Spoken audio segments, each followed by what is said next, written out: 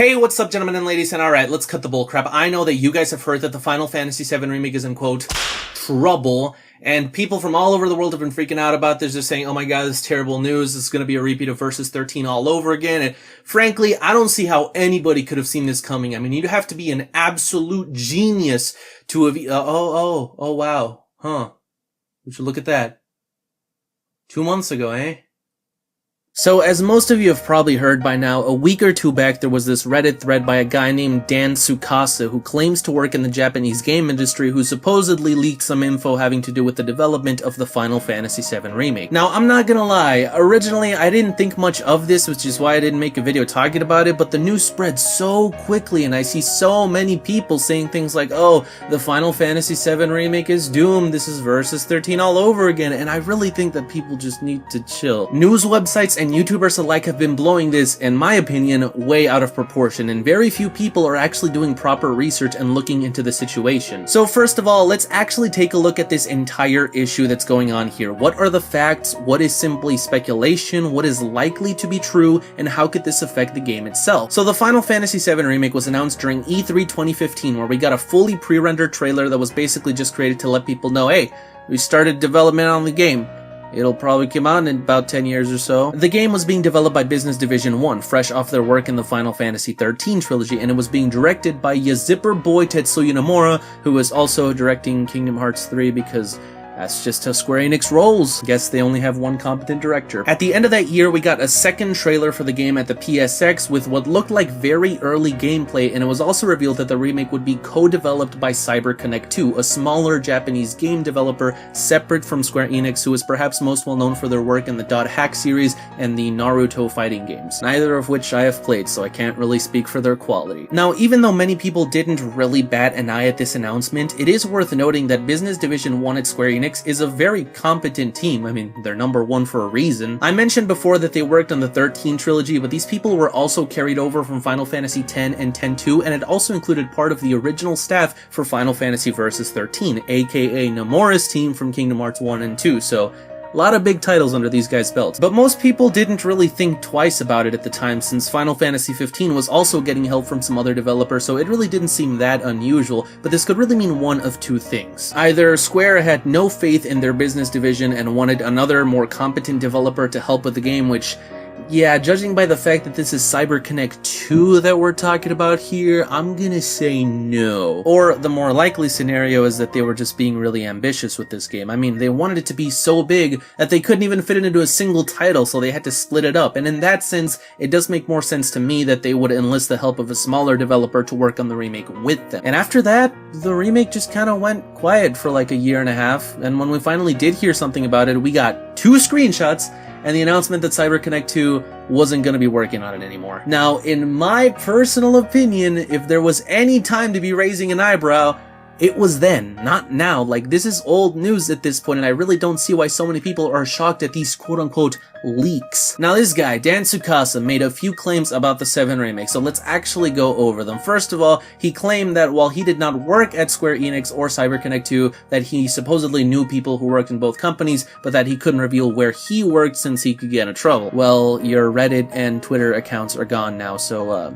good job with that, Dan. However, I was able to find out that someone named Dan Tsukasa was credited on a PSN game called 10 Second Ninja, which was published by a British developer, which kind of lines up because Dan seems to be very fluent in English, and he claims to have lived in Europe before moving to Tokyo, so makes sense. The developer of the game was also called Game Design Dan, but as far as I could tell, this was not named after anyone named Dan Tsukasa, but rather some Dan Pierce. Whether any of this is actually related to the Dan Tsukasa who leaked this, I really can't say. I'm just telling you guys what I was able to find, but if it's true, then Dan, more likely than not, isn't working for a huge AAA developer like Capcom or Koei Tecmo, which honestly, I was assuming that he did not anyway, since he would probably know better than to leak other companies' info like this, but I will admit that this is purely speculation. speculation on my part. In any case, he does claim that he has worked with CyberConnect in the past and that he knows their level, whatever that's supposed to mean. Second, he claims that it's, quote, common knowledge among game developers in Tokyo that the reason Square left CyberConnect for this project is because they were behind schedule and they weren't pulling their weight. And third, he claims that the entirety of the work that they did for the remake was thrown out and 2 years worth of development were lost. And this part is due to the fact that CyberConnect themselves outsourced their work on the remake, but that was still not enough to save them. Once again, these are all just claims. We don't have any evidence for any of these. Now, this is a lot to unpack. So according to Dan, after Square began working with them, CyberConnect 2 started outsourcing their work on the remake to other developers to try and pull their weight, which does make sense to a degree. In March of 2016, it was announced that CyberConnect 2 was working on a total of 7 games, not including the Final Fantasy VII Remake, 5 of which were major titles for home consoles, and they were even working on a VR game, which is a lot for a team of only around 200 employees, which is relatively small in the grand scheme of things. However, them outsourcing development on this doesn't really add up. I mean, the Final Fantasy VII Remake is probably the biggest game that this developer has ever got their hands on, and it doesn't make sense to me that they would try and cheat Square Enix by giving their work off to someone else and then try to pass it off as their own. What would make more sense is if they simply bit off more than they could chew and worked on too many games at the same time, which made their work on the 7 Remake suffer and eventually led to Square Enix cutting ties with them for this game. And if that's the case, then I could more reasonably buy that Square threw out the work that CyberConnect did on the remake since, well, it was subpar compared to their standards for the game, and like Dan claims himself, they were behind schedule, so the team probably didn't actually get all that much work done for the remake. Suddenly, 2 years is starting to sound a lot less severe. Some websites are trying to word this as if the entirety of the remake was deleted and that Square had to restart development from absolute scratch, but if you look at it from a logical perspective, then that doesn't really make any sense. We've seen combat for this game, we've seen screenshots, so clearly there's something there, some kind of functional game exists there, and I doubt that what we saw in the gameplay trailer was even touched by CyberConnect if their work was supposedly so unusable. This was probably made by Business Division 1, because it's not like they were just sitting there twiddling their thumbs for 2 years waiting on CyberConnect to turn in their work. No, obviously they were working on the game too. Now, Nomura focusing his attention on Kingdom Hearts 3 is something that I could more easily buy, because frankly, it's something that became apparent starting mid last year, but it really makes sense if you think about it. Kingdom Hearts 3 is supposed to come out this year, so of course he's gonna focus on that, but that doesn't mean the development completely stopped for the remake while this was going on. Square Enix may be working on nothing short of a cajillion Final Fantasy games at the same time on any given year,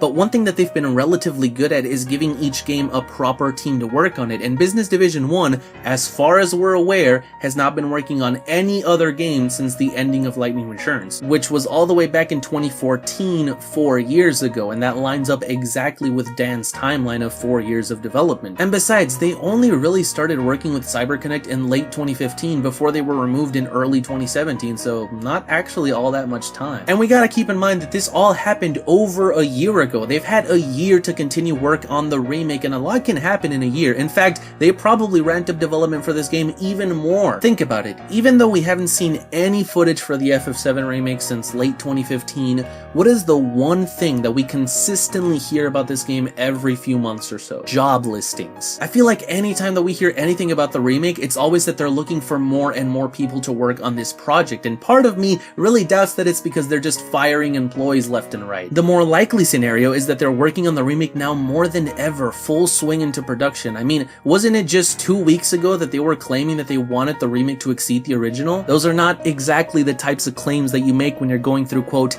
development hell, as some of these clickbait articles want to lead people to believe. But I guess only time will really tell. Maybe the Final Fantasy VII Remake will release as an unfinished, glitchy, buggy piece of crap that only made it out of development hell with its torso, one arm, and a single functioning kidney, or maybe it'll become the new gold standard for JRPGs, or just games in general, and make other developers wonder what the hell they're doing with their lives. In any case, I think that if there's one thing that we can all take away from this, is that when push comes to shove, don't copy your homework from CyberConnect 2. Thank you guys so much for watching this video. I know that I haven't streamed in a while, but I've been dealing with my PSN getting hacked and PS4 getting formatted, so that's been fun. I've been working really hard on my Final Fantasy II retrospective now that I'm out of school, so hopefully that'll come out soon. But I guess either way, that's all that I have for you guys today. I hope you guys enjoyed. If you did, be sure to blitz that like button, subscribe, and as always, stay tuned, Kupo.